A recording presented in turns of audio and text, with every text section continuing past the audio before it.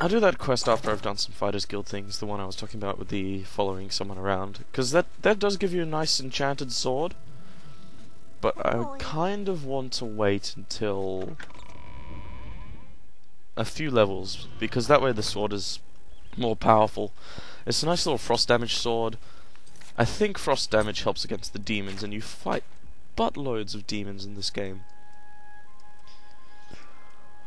So I'm going to do a long journey to start with. Actually, I'm going to head all the way down to Anvil. Anvil's quite a long way away. But if I get enough money, I think I can buy a fairly cheap horse. Which, a horse early game, very nice. Horses in this game, you can mount them, you can't do combat on them. They get you places faster, they don't chew up your stamina. They can die, particularly the mountain lions. Oh, mountain lions, I've already talked about them. But I can always talk about them more. Screw this. This is why fast travel is handy. See, I don't have to walk all the way around the city, I just teleport to the stables. Woo woo! I think there's a bandit on the bridge too. You get to see your first little bit of Francisco's combat. We should be seeing much more combat in the next couple of episodes, particularly once I get in a dungeon. And yes, I'm a bit vain, I like to look at my character a little.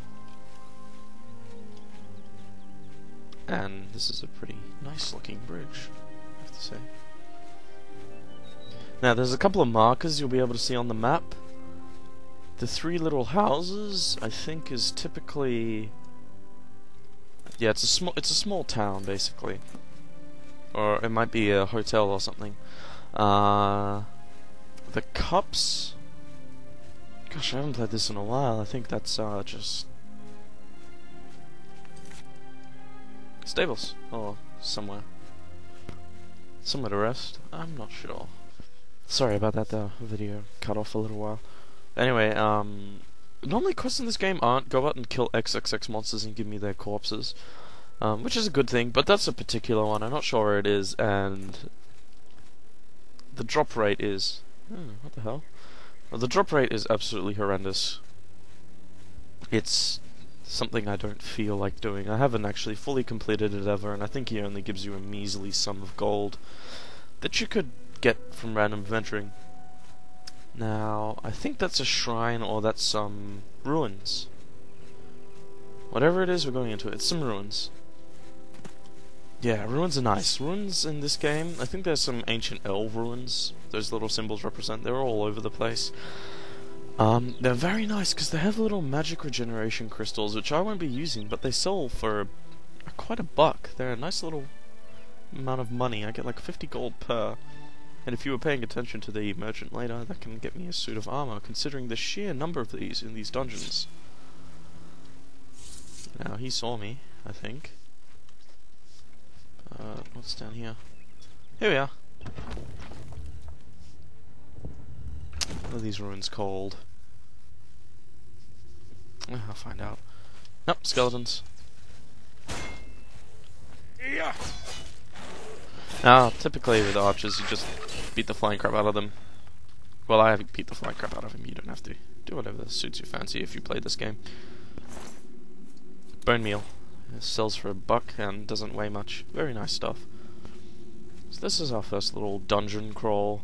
I think I'll only do a couple in between towns, because they can take quite a long time. The dungeons in this game, fantastically made. Very time consuming. Now, we might be able to see some traps. The traps in this game aren't just a little red tile on the floor that suddenly explodes violently. They're physics. You get little iron balls that swing down at you, and as you can see they're blocking... also can cause knockback.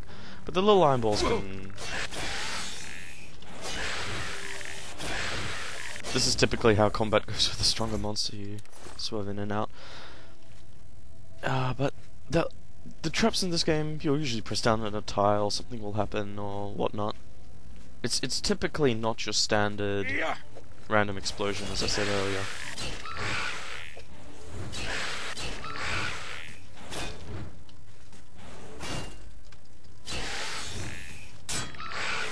He blocked me.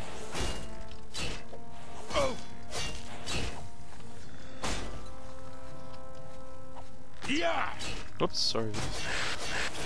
Anyway, this is a bit of combat. It's quite dark here. I don't have any sort of torchlight-like spells. Otherwise, you'd be able to see things better. Well, the little graphic from that does give you a little burst of light. Hopefully I can get my skill up in that nicely. Now this is the first little tumbler we can see. And there's two tumblers. If I screw up on one, the other might come down. And they also, when they go instantly up like that, your pick will break. Now apparently there's something like the slower it comes down, the faster it goes up. As you can see. So I'm gonna be pretty bad at them because my skill is really low. Now, let me pick up a bow. And the nice thing about this game, physics. As I said earlier, this game has a good physics engine. If you see something out of range, you don't need telekinesis. You don't need telekinesis, Kyle. No mind bullets.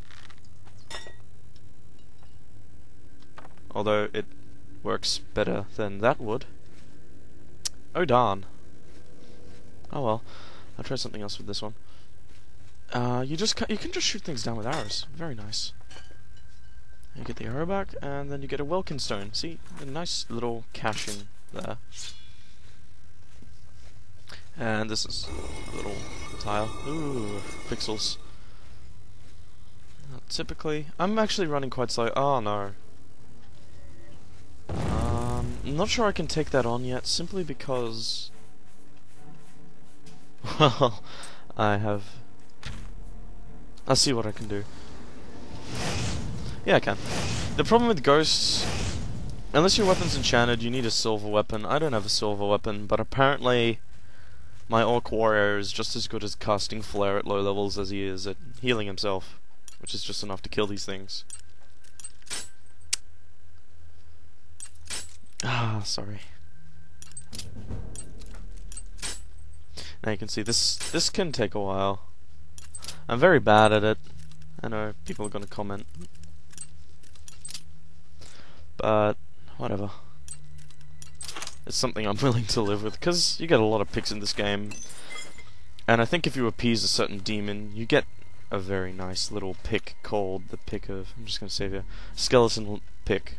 Now this thing doesn't die, so essentially you can spend hours picking at the hardest lock. And it just won't go away. Oops. So anyway, maps in these dungeons, they're nicely drawn, and they help. It's good to know where you are. Also, I don't remember this dungeon. Normally dungeons in this game, there's a couple of dungeons that are always the same, but you get, every now and then you get one that is the same as where it is. But normally you'll get a dungeon spawn and they'll say, okay, we're gonna put this dungeon at this entrance now. If you know what I mean. And then there's the other ones I was talking about where it's like, okay, this dungeon is always going to be here. Now, a couple of things I forgot to mention. As you level up in skills, every 25 points you get another level. You start at novice, then you go to apprentice. Now, selecting certain skills as my primary, as I talked about earlier, my major skills, puts them up at 25. Now what this does is it puts them at immediate apprentice level. It doesn't, unfortunately it doesn't explain what the apprentice level does for you. A couple of simple things. When I'm doing that, that doesn't take fatigue anymore. If you're at novice level, it takes fatigue. At apprentice it doesn't. Apprentice sword, this attack is more powerful, just the standard swing. Apprentice magics, you just, well, you can learn better ones. Armorer, your hammers break less easily. In mercantile, I think you can just butter up merchants easier or something, I forget. That's about it. Also, heavy armor doesn't degrade as fast. Little Welkin stone. Yeah. And skeletons are nice and slow, making this easy for my orc warrior at the start, because he doesn't have much speed. He's a fairly fat and slow thing. But later on, you can, some of the bandit archers, they can just run away from you, and it gets rather irritable.